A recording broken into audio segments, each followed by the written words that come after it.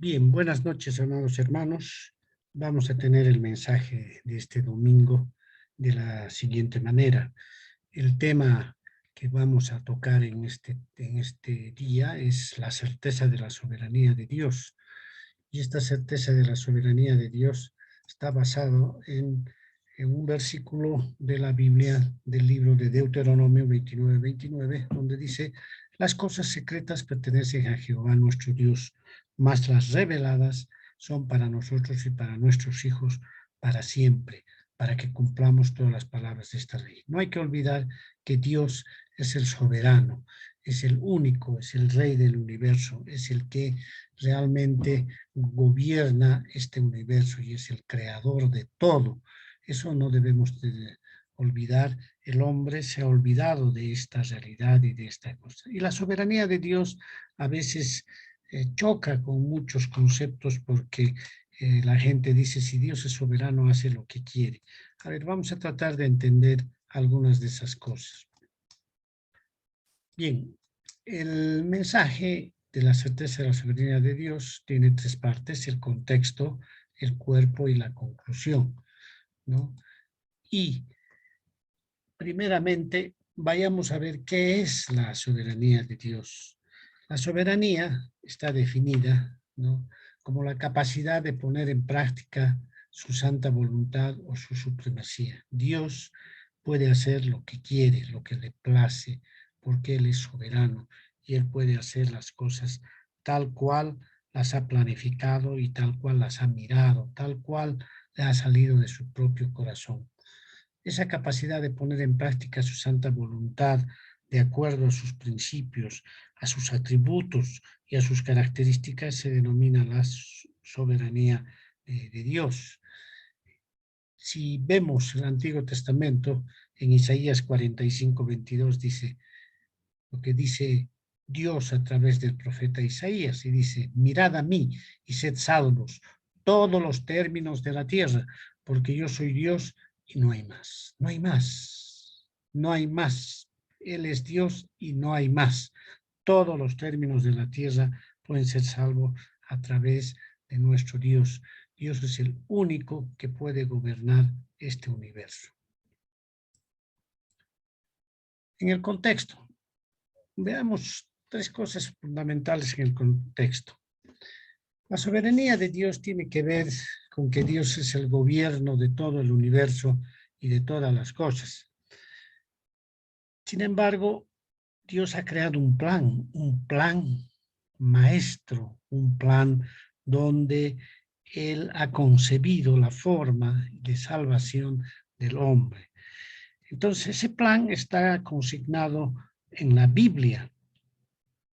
Entonces, este plan que está consignado en la Biblia tiene algunas cosas que hay que saber entenderlas. Primeramente, hay algunas cosas que son en la Biblia que son fáciles de entender, que un niño los podría entender, ¿no? Por ejemplo, si la Biblia nos habla en Romanos 3:23 de que todos pecaron. Por cuanto todos pecaron, dice, y están destituidos de la gloria de Dios. Entonces la Biblia aclara y pone en claro que todos somos pecadores. No hay uno que se salve, no hay un justo, no hay uno que se salve y que diga: yo no soy pecador. Todos somos pecadores y todos estamos destituidos de la gloria de Dios. Eso está claro, y eso, según la lectura bíblica que hacemos, es fácil de entender porque dice así. Lo que pasa es que nosotros negamos hasta lo fácil, ¿no? Sí, a veces entendemos eso, pero queremos negarlo. Pero la verdad es que la Biblia nos habla de que todos son pecadores y están destituidos de la gloria de Dios. Un segundo principio dentro de este contexto es que una realidad que es fácil de entender y que si nosotros leemos la Biblia con honestidad y realmente con verdad, ¿no?, y con un ánimo verdadero, encontraremos que Dios ama a los pecadores, ¿no?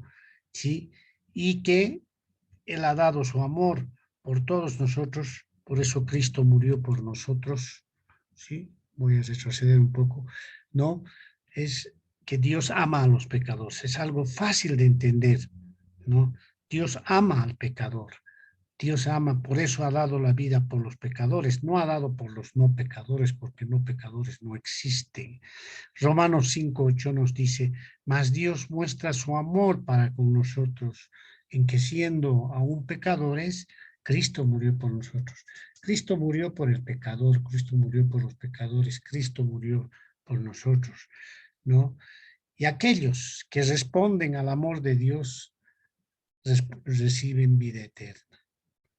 Entonces, si usted, mi amigo, querido hermano, hermana, responde al amor de Dios, va a recibir la vida eterna. Por eso Juan 3:16 dice, porque de tal manera amó Dios al mundo, que ha dado a su Hijo unigénito para que todo aquel que en él cree no se pierda, mas tenga vida eterna. Entonces, claramente podemos ver que en la Biblia hay tres principios claros que deberían ser fáciles de entender. Primero, que todos son pecadores. Segundo, que Dios nos ama y dio a su Hijo por nosotros. Y tercero, que aquel que recibe ese amor tiene vida eterna. Esas son verdades que están no como un cuento de Caperucita Roja ni una situación así, sino que está colocado en la Biblia con la palabra de Dios. Eso es fácil de entender dentro de lo que es la Biblia. Pero también la Biblia es como una piscina, yo siempre digo, en las piscinas hay el bajito. Entonces la gente que no sabe nadar va al bajito y nada y disfruta de la piscina. Pero también en las piscinas se puede bucear, se puede fondear mucho más, ¿no? Y eso ya es más difícil, se necesita más experticia. Entonces, pero la Biblia también en ese plan que habíamos dicho que tiene Dios para con sus hijos, tiene cosas que son difíciles de entender, ¿no? Difíciles de entender. Por ejemplo, en la Biblia hay muchas doctrinas, ¿no? Que nos pueden hacer pensar mucho y hacen pensar al mundo. Por ejemplo, pueden ser divisivas estas doctrinas. El conocimiento previo, que Dios ya te conoce desde antes de la creación ya te conoce. Eso es difícil de captar, aunque la Biblia lo dice.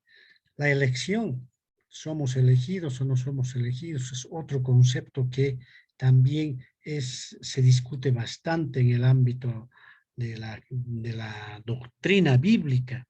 Después se habla también de la predestinación, si estamos predestinados o no. Se habla de la adopción como hijos. Todos esos conceptos doctrinarios que vienen de la teología bíblica son difíciles de entender, pero no podemos negarlos porque están en la Biblia. Todas estas cosas están en la Biblia. Y si nos pusiéramos a discutir eso con seguridad, pudiéramos demostrar muchas de estas cosas. Pero hay gente, grandes eruditos, estudiosos bíblicos, ¿no? Que han llegado a pelearse por estos conceptos. Por ejemplo, Wesley y Whitefield, ¿no? Dos grandes cristianos de hace muchos años, ellos peleaban por estos conceptos, por el concepto de la elección y la no elección. Por ejemplo, Efesios 1, 4, 5 dice, según nos escogió en él antes de la fundación del mundo, para que fuésemos santos y sin mancha delante de él, en amor, habiéndonos predeterminado, dice, ¿no? Para ser adoptados hijos suyos por medio de Jesucristo, según el puro afecto de su voluntad, de su soberanía. En su soberanía, Él nos ha elegido, nos ha encontrado. Nosotros no lo hemos encontrado a Él nos ha encontrado a nosotros. Alguien una vez me preguntó cuando nos encontramos en la calle, me dijo, y hermano, ¿y usted cuándo lo encontró a Dios? ¿Cuándo? Cuénteme, a ver, tengo curiosidad por saber. Y yo le dije, en realidad yo no lo he encontrado, Él me ha encontrado a mí. Y es verdad, ¿no? Él me ha encontrado. Nosotros a veces no tenemos la capacidad de buscar a Dios, sino que Él mismo nos busca. Entonces, estos conceptos son divisivos, no nos vamos a poner a enfatizar, a discutir sobre estos conceptos. En alguna ocasión lo hemos hecho en nuestros estudios, hemos argumentado todo eso, pero no podemos negar de que suceden la predestinación, la elección, todos esos conceptos, la adopción, suceden y son difíciles de entender, pero nosotros no debemos confundirnos por eso. Nosotros sabemos que somos pecadores y que Dios nos ama y que nosotros debemos entregar nuestras vidas a Él. Así que no voy a detenerme a discutir estos conceptos. La Biblia, que es el plan de Dios, enfatiza muy claramente, con toda certidumbre, la soberanía de Dios. La palabra soberano en el hebreo, en el Antiguo Testamento, quiere decir alguien superior, alguien que está encima, que está sobre la cabeza, sobre la cima, en la cumbre, es la excelencia. Dios está en todo, es la supremacía de todo, ¿no? En la política se habla de la soberanía de los pueblos como la máxima autoridad. Queremos darle cierta autoridad. Nosotros hablamos de la soberanía de Dios. Entonces, la soberanía de Dios es eso, mis queridos hermanos, aquella capacidad que tiene Dios de tomar sus decisiones como le place, como le viene realmente de acuerdo a sus características y a sus atributos, que son la omnisciencia, la omnipresencia y la omnipotencia, sus tres atributos principales. Bien, dentro de este contexto vamos a nosotros a ver algunos puntitos que nos pueden aclarar sobre esta soberanía, que esta soberanía no nos perjudica en ningún momento en la salvación que nosotros tenemos y que Dios nos ha puesto a disposición. Entonces, entramos al cuerpo. Como primer punto del cuerpo vamos a ver que la soberanía de Dios no contradice el Evangelio. Hay mucha gente que quiere hacer contradecir el Evangelio diciendo, la soberanía de Dios, si Dios ya ha elegido, si Dios ya ha hecho todo, ¿para qué? El Evangelio no debería existir. Es simplemente un engaño, muchas veces la gente dice. Y eso no es cierto. La soberanía de Dios no contradice el Evangelio. La soberanía está ahí, ¿no? Dios hace su santa voluntad, sabe cómo hacerlo, ¿no? Y nosotros podemos decir primero que el Evangelio está a disposición de todos, ¿no? Por eso Pablo decía en Romanos 1:16, porque no me avergüenzo del Evangelio, porque es poder de Dios para salvación a todo aquel que cree, a todo aquel que cree. Está a disposición de todos. Los que no quieren tenerlo, pues no quieren recibirlo, no es simple. Es una cuestión de querer. Dios no obliga, ¿no?, a que la gente rechace o se salve, no obliga.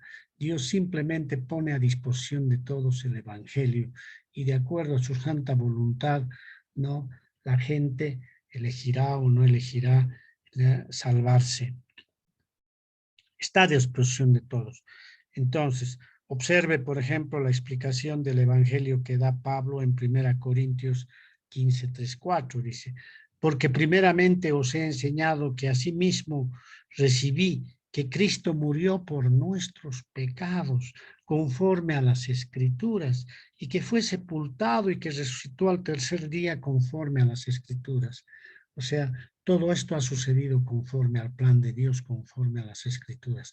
Las Escrituras reflejan el plan de Dios, ¿no? Y Pablo dice que no se avergüenza del Evangelio porque es poder de Dios al judío primeramente y también al griego, hablando de que la salvación es para todos.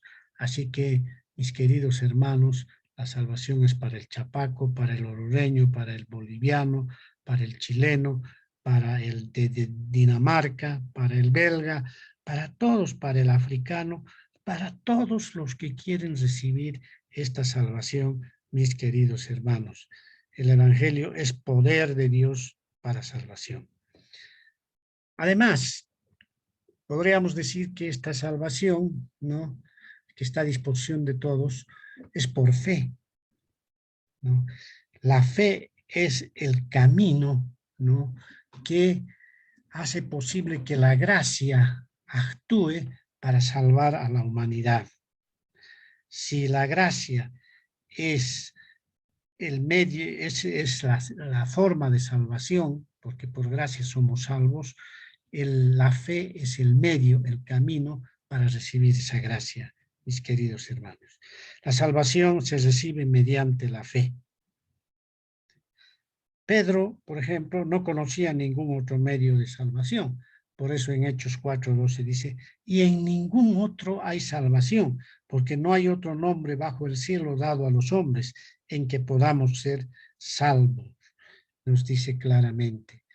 Y Jesucristo nos dice en Juan 6:37, todo lo que el Padre me da vendrá a mí, y el que a mí viene no le echo fuera. O sea que el medio, el camino es la fe en Jesucristo para que nosotros podamos ser salvos, para que el Evangelio pueda ser recibido.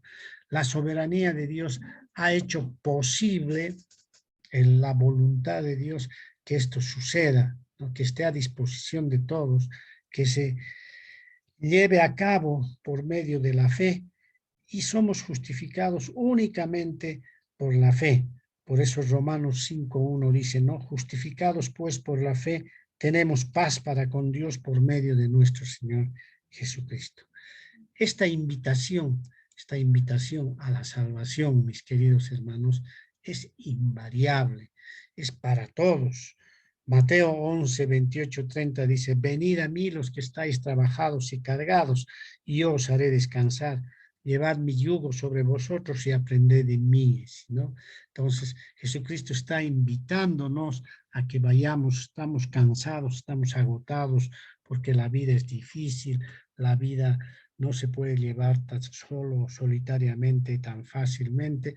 Entonces, Cristo está invitando, venid a mí, los que estáis trabajados y cansados.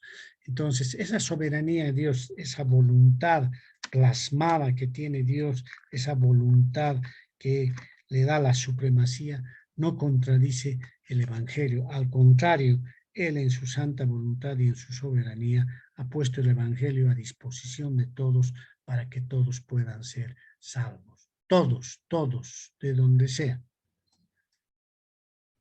Segundo, segunda parte importante. La soberanía de Dios, hemos dicho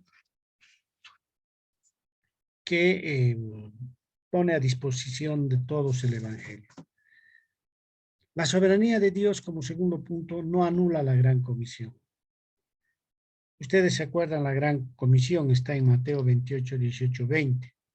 Y fueron las últimas palabras de nuestro Señor a sus discípulos. Y se acercó a ellos y les dijo, toda potestad me es dada en el cielo y la tierra, les dijo a los discípulos.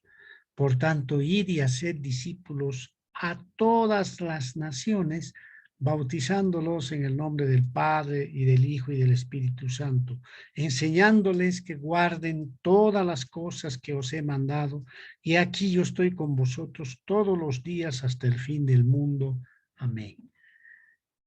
Cristo está enfatizando algo bien importante, está dando un mandato, está dando una orden, ir y hacer discípulos, evangelizar, amados hermanos. ¿Sí? Esa es la gran comisión, a todos. No está diciendo a los pastores, a los diáconos, a los obispos, no, a todos, ir y hacer discípulos, a todos, ¿no? Enseñarles que guarden las cosas que Él ha enseñado, ¿no?, que ha mandado, y Él siempre está con nosotros. Donde vayamos no vamos a ir solos, vamos a ir siempre acompañados.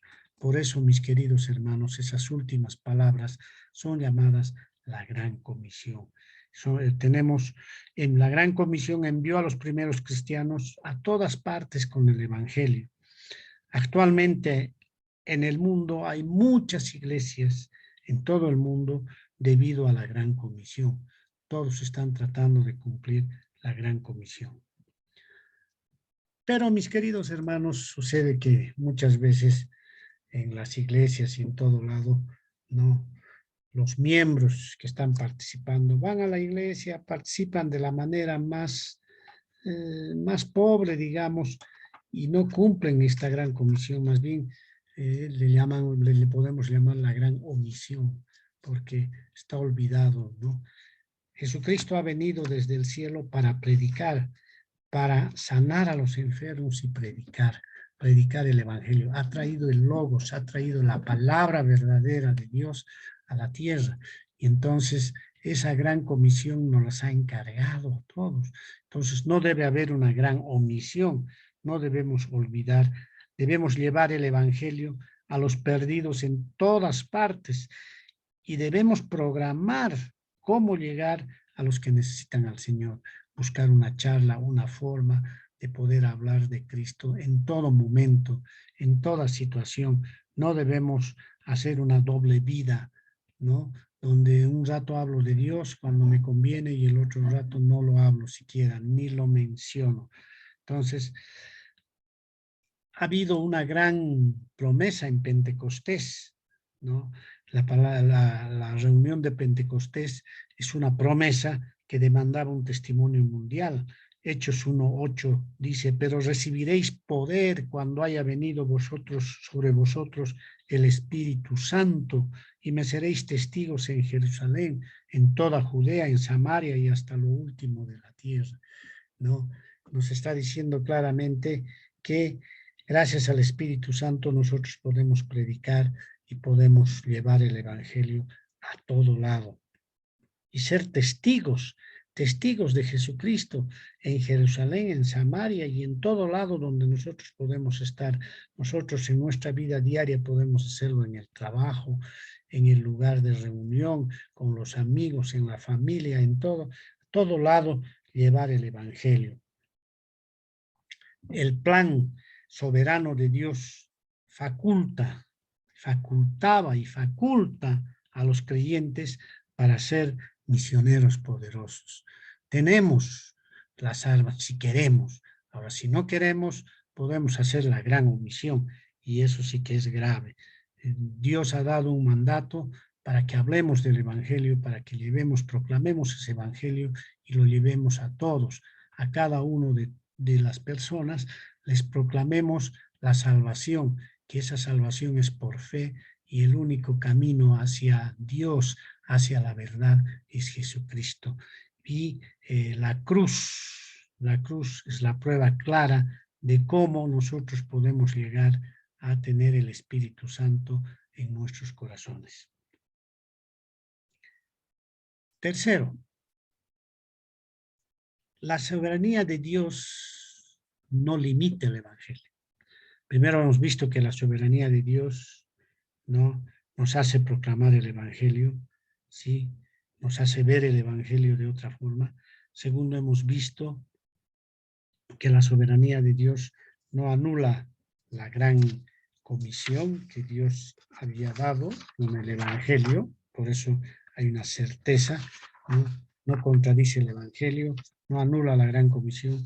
Y por último, la soberanía de Dios no limita el evangelio. Amados hermanos, hay algo que hay que decir. Hay mucha gente que he escuchado decir que Dios quiere que algunos se pierdan y otros se salven. Eso no es cierto. Si nosotros vamos a la Biblia, Dios no quiere que nadie perezca, que nadie muera, que nadie vaya al infierno. Y lo recalca en la Biblia en 2 Pedro 3:9.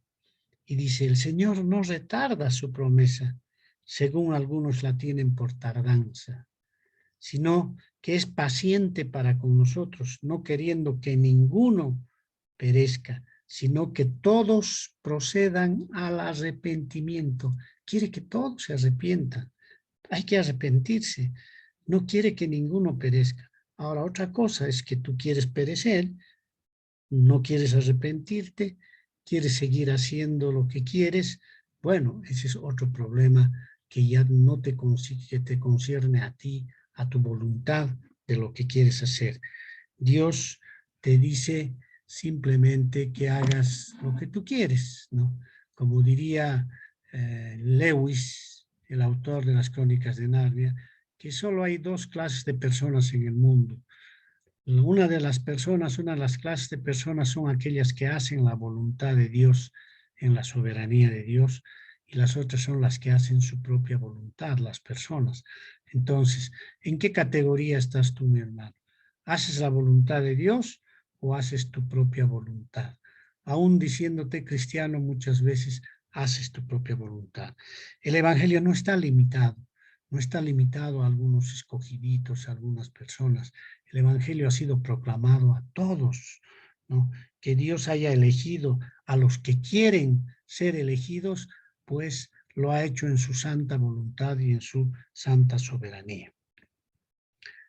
Por eso el cristiano espera, ¿no?, a la larga el regreso de Cristo. Por eso esperamos el regreso de Cristo, porque es una promesa, ¿no? Él está dando tiempo, ¿no? La venida de Cristo ya podía haberse dado, pero Él está dando tiempo para que más personas, más gente proceda al arrepentimiento. En el mundo son 7.000 millones de habitantes. Imagínense cuántas personas tendrán a Cristo en el corazón. Díganme ustedes, hermanos. ¿El 10%? ¿El 5%? Son pocas. La mayoría no queremos escuchar a nuestro Señor Jesucristo. Nos da pereza, nos falta tiempo y hemos dado prioridad a otras cosas. Piensen ustedes en el fervor evangelístico que existía en esas épocas, ¿no? Por ejemplo, en Hechos 2:41 dice, así que los que recibieron su palabra fueron bautizados y se añadieron aquel día 3,000 personas. Luego dice en Hechos 4:5, 5,000 fueron salvos en la siguiente prédica, ¿sí? 5,000, 3,000. Aquí vamos a una iglesia y predicamos y a veces ni uno, o a veces uno, dos. Miren, hermanos, nos está faltando ganas, nos está faltando ese fervor evangelístico, esas ganas de comunicar el evangelio, esas ganas de transmitir esa cosmovisión cristiana que nos haga sentir a que a la gente, la mayoría de las personas diga, sí, yo quiero ser salvo, quiero estar con Jesucristo, ¿no? Por ejemplo, Pablo hablaba del evangelio, donde sea. La perseverancia de Pablo era pues impresionante. En Hechos 20:20 dice, y como nada que fuese útil es rehuido de anunciaros y enseñaros públicamente por las casas, iba casa por casa. Nosotros vemos una religión aquí que son los testigos de Jehová que van casa por casa predicando su Biblia, ¿no? Y nosotros nos cuesta, no sé por qué nos cuesta, ¿no? No tenemos, bueno, ahora el problema de la pandemia, tenemos una excusa, todo eso, pero deberíamos en las circunstancias que podemos en todo momento predicar ese evangelio. No está limitado. Dios no ha dicho, yo soy soberano y limito el evangelio. Yo soy soberano y anulo la gran comisión. Yo soy soberano y contradigo el evangelio. No, el evangelio no ha sido contradecido, no ha sido limitado y no limita la gran comisión y no anula la gran comisión.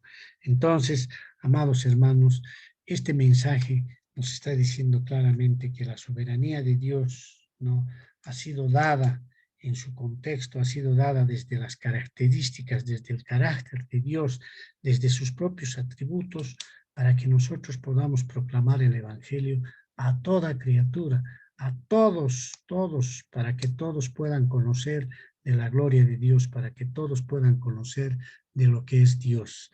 Sí. Entonces, amados hermanos, como conclusiones, ¿no?, puedo decir dos conclusiones muy claras, tres conclusiones muy claras. La primera, la soberanía de Dios no compromete su gracia. La gracia de Dios es el mayor regalo. La gracia de Dios es la muestra de su misericordia. No se puede hablar de gracia sin misericordia, ¿sí? La gracia es cuando Dios nos da lo que no merecemos. Y la misericordia es que Dios no nos da lo que merecemos. Merecemos palo, ¿sí? ¿no? Pero Dios tiene misericordia y no nos da palo y más bien nos da gracia. Entonces, en su soberanía, Dios es soberano y la gracia ha venido y la gracia abunda y la gracia, por eso dice en Efesios 2, 8, 9, porque por gracia sois salvos, por medio de la fe, y esto no de vosotros, sino es don de Dios, no por obras para que nadie se gloríe. No, nada puede traernos la gracia si no es solamente la fe. Y que con esa fe nosotros podemos llegar a conocer a Cristo, conocer el don de salvación y de esa forma a tener a Cristo en el corazón y ser partícipes de la familia de Cristo. Segunda conclusión, la salvación está a disposición de todos, ya lo hemos dicho, ¿no? La soberanía de Dios nunca ha dicho, vamos a elegir a estitos y estos otitos no los voy a elegir porque les tengo tiria, les tengo pica, no les voy a elegir. No, la soberanía de Dios elige al que debe elegir. Si alguien es elegido es porque es justo, ¿no? Si es elegido para salvación. El que no ha sido elegido es porque no quiere, porque realmente no le interesa la salvación de Dios. Está a disposición. Hay un llamamiento que se llama llamamiento general. Es como si yo saliera a la calle con un megáfono y dijera, todos están invitados a ser salvos, todos. Ahora, de ese llamamiento general, solamente algunos van a escuchar especialmente ese llamamiento y se van a acercar. Lamentablemente son los menos. Está a disposición. La soberanía de Dios dispone que la salvación esté para todos. Y tercero, Dios es el Rey y soberano del universo. Él tiene control de todo. Él es el Rey. Su soberanía justamente nos dice que Él hace las cosas tal cual le place, tal cual le gusta, tal cual quiere hacer según su gran supremacía, según le agrade. Por eso nuestra misión como nosotros como cristianos es agradar a Dios, agradar a Cristo. Y por eso nosotros todos los días debemos tratar de conocerlo más, de buscarlo más, de encontrar al Rey del universo. Y de esa forma nosotros podemos entrar en la gran familia que Él tiene y que Él amorosamente nos está recibiendo con sus brazos, queridos hermanos. Bien, este es el mensaje que quería comunicarnos. La conclusión correcta es que la soberanía de Dios tiene certeza, es cierta, y por eso nos lleva ¿a dónde? Al Evangelio, ¿no? Nos llega, no compromete su gracia, nos lleva al Evangelio, no contradice el Evangelio, no limita el Evangelio, no anula la gran comisión, sino que nos está diciendo que cada vez hablemos a más personas para que más personas sean salvas y estén cobijados bajo este Rey soberano, bajo este Rey grandioso que se llama Dios. Bien, para terminar decimos, únicamente soberano, hace lo que le place, tiene el control de todo. Lo más importante, nos ama, hermanos. Nos ama porque a mí me ha amado porque era pecador y me ha sacado del pozo, de la ciénaga. Entonces, mis amados hermanos, Dios les bendiga y los cuide.